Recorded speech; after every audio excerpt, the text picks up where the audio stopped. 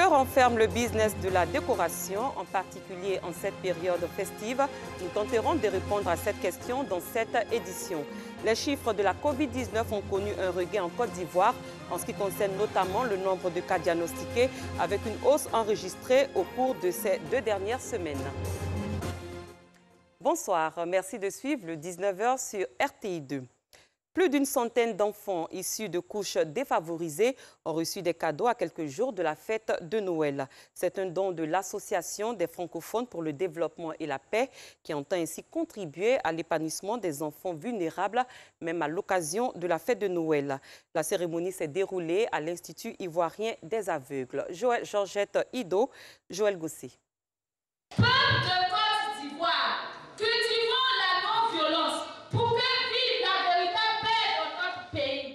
La paix, comme le cadeau de Noël désiré par les enfants à l'occasion de cette Noël. Un message fort envoyé aux adultes par les enfants issus des couches défavorisées de la commune de Yopougon à l'occasion de l'arbre de Noël, initié par l'Association des francophones pour le développement. Ces enfants ne sont pas retournés à la maison les mains vides, à leur grande satisfaction. Je suis très contente parce que l'ONG a fait beaucoup pour nous et pour tous les enfants. Merci à l'ONG. L'ONG m'a donné un cadeau. Je suis très content. On a dansé. En effet, je suis très content. Mes parents n'ont pas eu l'argent pour payer mon cadeau. Donc, l'ONG m'a donné mon cadeau. Je suis très contente. Je vais jouer avec mes amis et mes frères et sœurs. Heureux sont les bénéficiaires, plus heureux sont les donateurs qui, à travers cette action, contribuent à l'épanouissement des enfants en leur offrant des cadeaux. Si vous êtes né de familles pauvres, de familles démunies, c'est possible. L'objectif, c'est de donner l'espoir pour rendre hommage à l'enfance en difficulté, notamment les enfants orphelins, les enfants vulnérables. Les enfants représentent l'avenir. Créée en 2012, l'Association des francophones pour le développement entend poursuivre cette action à l'intérieur du pays avant le 25 décembre. Un arbre de Noël pour les 35 enfants sourds et muets de l'école Sekalfa de Biabou. C'est une action de l'ONG Action de solidarité, d'échange et de développement durable. C'était le dimanche dernier à Akwedo. Anicette Conan, Antoine Bassa.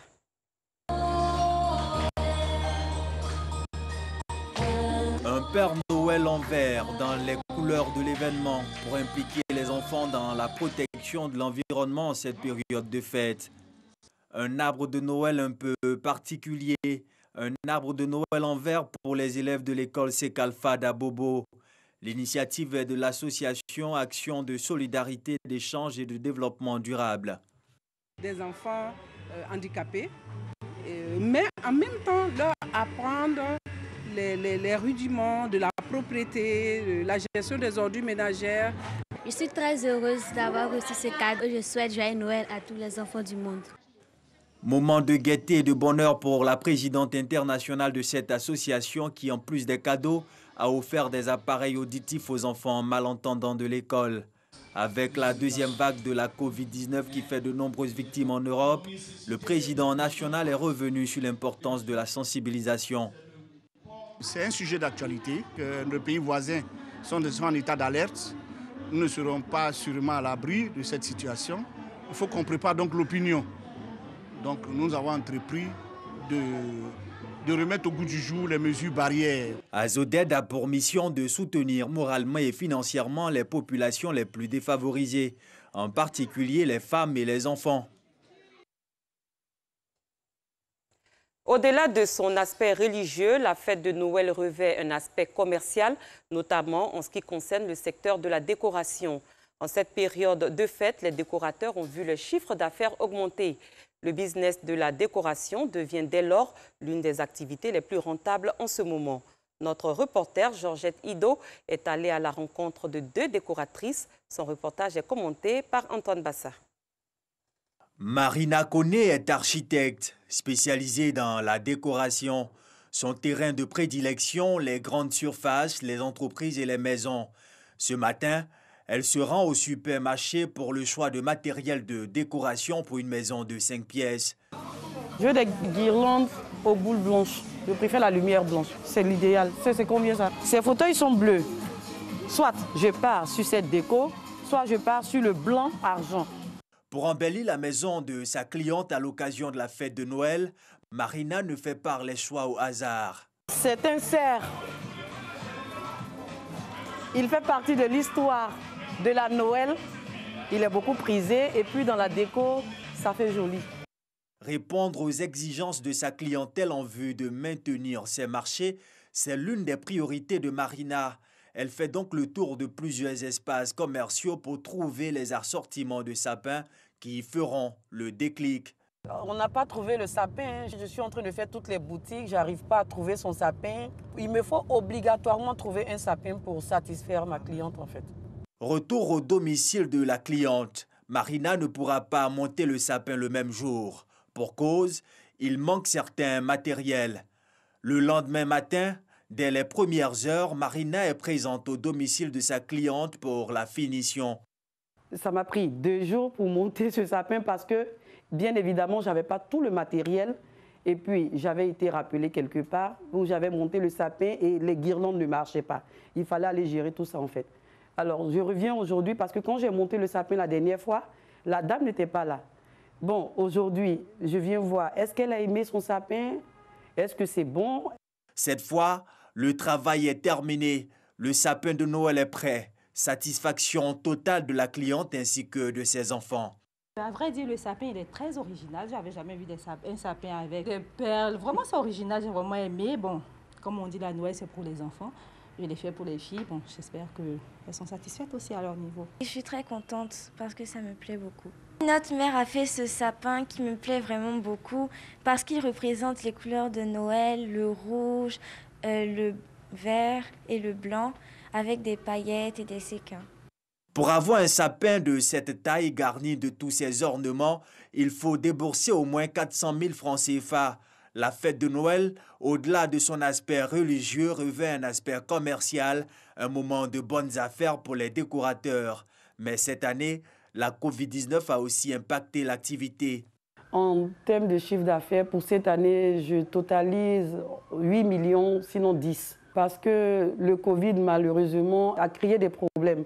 Comme Marina, elles sont nombreuses à s'intéresser au business de la décoration. C'est le cas de Caroline, que nous avons rencontrée à la paroisse Saint-François-Xavier d'Anono, dans la commune de Cocody, en pleine décoration de la crèche à quelques jours du réveillon. Pour monter la crèche, il faut d'abord Saint-Joseph, la Vierge Marie et l'enfant Jésus, qui bien évidemment vous ne verrez pas aujourd'hui, parce que l'enfant Jésus, c'est le 25 qu'il sera là. C'est le 25, voilà, selon les dogmes de l'Église catholique, qu'on va mettre l'enfant Jésus. En sa qualité de fidèle de la paroisse, Caroline a offert ses services gratuitement à cette église. Mais à ce jour, elle a déjà réalisé un chiffre d'affaires de plus d'1 million de francs CFA pour les décorations effectuées pour cette fête de Noël. La décoration coûte excessivement cher. Pour l'église, personnellement, nous on le fait gratuitement. Pour montrer à Dieu notre reconnaissance, pour marquer vraiment notre amour aussi. La crèche est pour les catholiques un rappel historique de la naissance du Christ et des circonstances de sa venue au monde. Lorsqu'un chrétien catholique voit la crèche, il se souvient tout de suite de ce que son Dieu, Jésus-Christ de Nazareth, est venu en chair sur cette terre. La crèche nous replonge l'ambiance, rappelle toute cette pauvreté, cette sobriété dans laquelle Dieu est venu vivre parmi nous. Et à chaque Noël, nous reprenons un peu les éléments, nous les mettons en place comme pour revivre de façon symbolique la naissance de Jésus. Et c'est devenu une tradition. À Noël, il n'y a pas que les tout-petits qui retrouvent le sourire.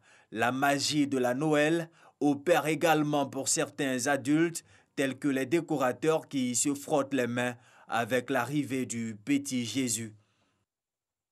Autre chose à présent, les chiffres de la Covid-19 connaissent un regain en Afrique, particulièrement en Côte d'Ivoire. Le nombre de cas diagnostiqués a augmenté de 20,74% dans la période allant du 7 au 20 décembre 2020. Plus de détails avec Franck Wadiou. 433 nouveaux cas de Covid-19 sur 18 720 prélèvements et 369 nouvelles guérisons, portant le nombre de personnes guéries à 21 478. Ce sont les données cumulées de la quinzaine du 7 au 20 décembre 2020 relatives aux points sanitaires de la Covid-19. Le nombre de nouveaux cas de Covid-19 diagnostiqués a augmenté de 20,78%, soit une hausse de 86 cas par rapport à la quinzaine passée. C'était en dessous de 1%. L'évolution de la pandémie dans notre pays montre que celle-ci est sous contrôle malgré la relative augmentation des cas. Par ailleurs, près de 99% des personnes diagnostiquées Covid-19 positives sont déclarées guéries. Cependant, ces performances ne veulent pas nous faire baisser la garde. Le volet sécuritaire, 431 établissements ont été visités. S'il y a des points de satisfaction dans les restaurants et bars de la commune du Plateau, force est de constater une réalité différente dans les maquis visités. Occasion pour le porte-parole de la police et le commissaire principal Bleu Charlemagne de sensibiliser, surtout que nous sommes en période de fin d'année. Tout en rappelant la mesure réglementaire d'interdiction de l'usage des pétards et autres substances explosives, recommandée à tous et à chacun. Invitons à cet effet tous les chefs des unités opérationnelles à veiller au strict respect des mesures susvisées, tant dans le transport public ou privé que dans les surfaces commerciales, les marchés. Rappelons qu'au total, 21 918 cas ont été diagnostiqués sur 24 495 prélèvements testés. Le droit des travailleurs malades du VIH-Sida, ce sujet était au cœur d'une rencontre initiée par la Coalition des entreprises de Côte d'Ivoire, CECI. Les employeurs ont été invités à mettre au centre de leur politique sociale la prise en charge des employés malades du VIH qui sont souvent victimes de discrimination en entreprise. Nous Sangaré, Alassane Drabou. C'est l'un des grands défis sanitaires du XXIe siècle. Le VIH-Sida est un véritable problème de santé publique en Côte d'Ivoire, avec un taux de prévalence de 2,5%, selon le ministère de la Santé et de l'Hygiène publique. Le monde du travail n'est pas épargné par la maladie. Les personnes qui en sont touchées sont souvent victimes de stigmatisation et de discrimination dans leurs services. L'entreprise a un rôle fondamental à jouer, non seulement en termes d'information, de sensibilisation de ses travailleurs par rapport au risque de sida, mais aussi pour l'inclusion et la lutte contre les discriminations pour les travailleurs qui seraient infectés par le virus du sida. Il est de la responsabilité de l'entreprise, mais aussi des collègues qui travaillent avec la personne infectée, de pouvoir faire en sorte que cette personne puisse continuer son activité économique et puisse continuer à faire vivre sa famille décemment. Conformément aux dispositions de l'OIT, l'Organisation internationale du travail, les acteurs du monde de l'entreprise s'engagent à faire barrage aux différentes formes de discrimination liées au VIH-Sida, d'où cette rencontre de sensibilisation à l'intention des employeurs et travailleurs. Pour toucher du doigt tout ce qui pourrait éventuellement porter atteinte à une structure. Il y a d'abord l'éducation, permettre à l'individu de ne pas se sentir malade pour exercer comme d'habitude toutes les tâches quotidiennes. Cette rencontre de sensibilisation est une initiative de la CECI, Coalition des entreprises de Côte d'Ivoire contre le sida, la tuberculose, le paludisme et le cancer. Une organisation qui revendique plus de 3500 entreprises. Le Carrefour du Terroir, une foire, se tient dans la commune du Plateau. C'est une initiative de la boutique paysanne, plateforme de promotion des produits locaux 100% naturels. Diverses structures spécialisées dans la transformation y exposent leurs produits. Antoine Bassa. Un carrefour pour promouvoir le Made in Côte d'Ivoire. Un carrefour pour faire voir le savoir-faire des coopératives et des entreprises opérant dans la transformation de produits locaux.